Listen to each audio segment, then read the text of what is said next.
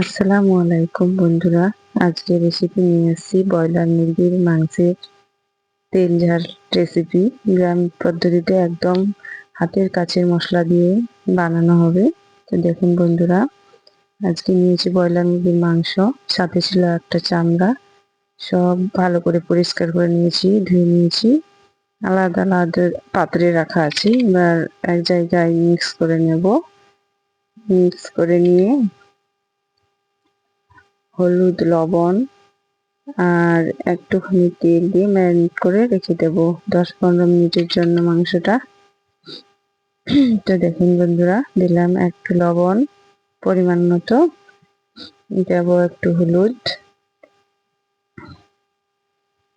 দেব একটু সর্ষের তেল। পুরো রান্নাটা সর্ষের তেল দিয়ে করব। ম্যারিনেট করার সময় একটু তেল দিয়ে দিলাম।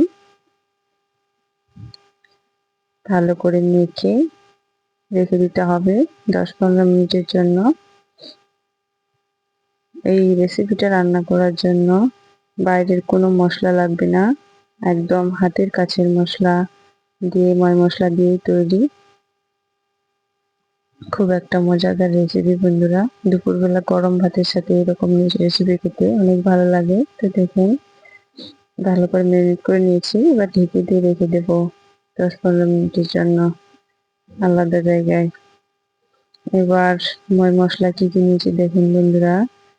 নিয়েছি জিরে মশলা বাটা, ফোড়নের জন্য নিয়েছি দারচিনি 1 টুকরো, 2টো সাদা এলাচ, নিয়েছি 2টা কাঁচা লঙ্কা, নিয়েছি রসুন বাটা, আদা বাটা, জিরে বাটা, নিয়েছি গরম মশলা, নিয়েছি খাঁটি সরিষার তেল, নিয়েছি লবণ পরিমাণ মতো, নিয়েছি মরিচের গুঁড়ো, নিয়েছি হলুদের গুঁড়ো, নিয়েছি 4-5টা কুচি কুচি করে কেটে রাখা পেঁয়াজ। তো এইসব ছিল আমার মশলাপাতি, একদম হাতের কাছের। তো এবার রান্নাটা চুলায় চড়িয়ে দিলাম। চুলায় বসিয়ে দিয়েছি কড়াই। কড়াই গরম হয়ে গেলেই দিয়ে দিলাম তেল। কড়াই গরম হয়ে গেছে, দিয়ে দিলাম তেল। তেল গরম হলেই ফোড়নে দেব দারচিনি আর 2টো সাদা এলাচ।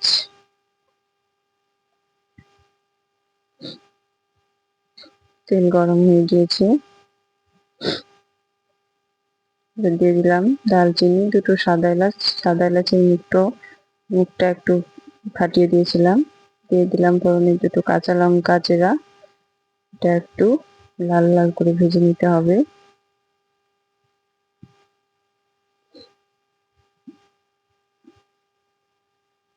লাল লাল করে ভেজে নিয়েছি।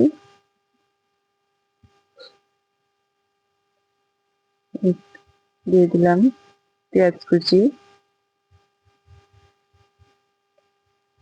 পেঁয়াজ কুচিটা ভালো করে লাল লাল করে এবার ভেজে নেব। যতক্ষণ না লাল হয় তখন একটু নাড়াচাড়া করতেই থাকবো। একটু নাড়াচাড়া করতে হবে। নাড়াচাড়া করছি বন্ধুরা, দেখুন লাল হয়ে গেছে। এবার দিয়ে দিলাম মশলা বাটা। ভালো করে নাড়াচাড়া করে নেব।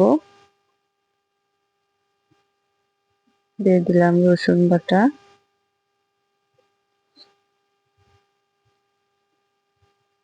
দিলাম আদা বাটা। ভালো করে সব নেড়ে চেড়ে নেব মশলাটা। দিয়ে দিলাম পরিমাণ মতো লবণ, দিয়ে দিলাম পরিমাণ মতো হলুদ গুঁড়ো, দিয়ে দিলাম লঙ্কার গুঁড়ো। একটু তেল ঝাল টাইপের করব, তার জন্য ঝালটা বেশি পরিমাণে দিলাম। আপনারা যে যার মতো দিবেন।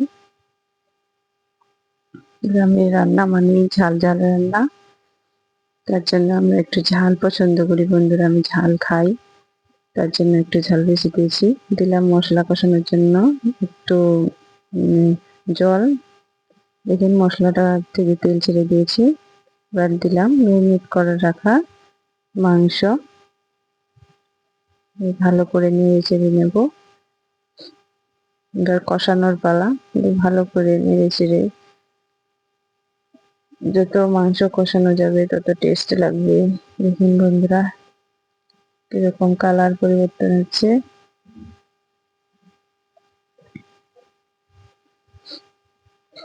ভালো করে কষাতে হবে। এখানে কোনো এখন পানি অ্যাড করবো না, একটু ঢাকনাটা ঢেকে দেব কয়েক সেকেন্ডের জন্য, বেশিক্ষণ ধরে রাখবো না, নাহলে লেগে যেতে পারে। খুলে দেখলাম, আবার নাড়াচাড়া করে দেব।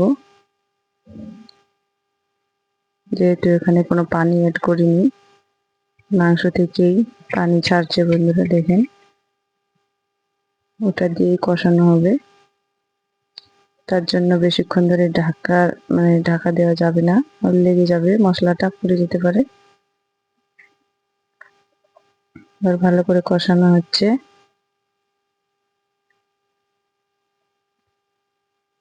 ব্রয়লার মুরগির মাংস যত কষাবেন তত স্বাদ আসবে বন্ধুরা। দেখুন কি সুন্দর কালার এসেছে। এরকম ভাবে রান্না করলে দুপুরবেলা ভাত বা রুটির সাথে খেতে সেই ভালো লাগে। আপনারা বাড়িতে ট্রাই করবেন। খুব সুন্দর একটা রেসিপি, একদম সাধারণ সহজ পদ্ধতিতে। ভালো করে কষিয়ে নিচ্ছি, ভালো করে নাড়াচাড়া করে নিচ্ছি। দেখেন একদম লাল লাল হয়ে গেছে, কষানো হয়ে গেছে। এই পর্যায়ে দিয়ে দিলাম একটু গরম জল, একটু ঝোল ঝোল করবো তার জন্য। এখানে গরম জল ব্যবহার করলে বেশি ভালো হবে, এটার জন্য দিয়েছি একটু গরম জল। আপনারা চাইলে ঠান্ডা জলও দিতে পারেন, কিন্তু গরম জল দিলে একটু বেশি ভালো হয়।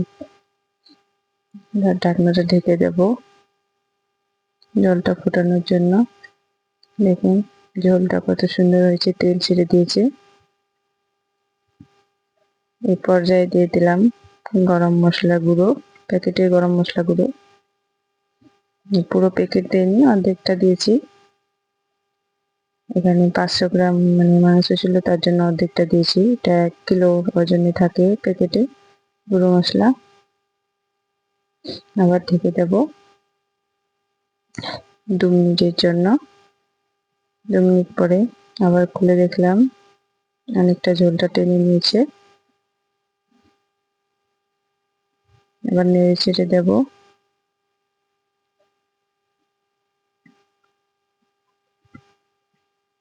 ঝোলই রাখবো একটু। রান্নাটা প্রায় শেষের দিকেই বন্ধুরা, দেখুন কি সুন্দর ঝোলের রং এসছে। আবার একটু ঢেকে দিয়ে কয়েক সেকেন্ড পর খুলে দেখলাম একদম পারফেক্ট রান্না হয়ে গেছে। খুব সুন্দর হয়েছে রান্নাটা। এবার অন্য পাত্রে পরিবেশন করে নিলাম। দেখেন বন্ধুরা কিরকম হচ্ছে রান্না, কিরকম লেগেছে। ভালো লাগলে লাইক সাবস্ক্রাইব করতে ভুলবেন না। আসসালামু আলাইকুম বন্ধুরা, পাশে থাকবেন। আসসালামু আলাইকুম।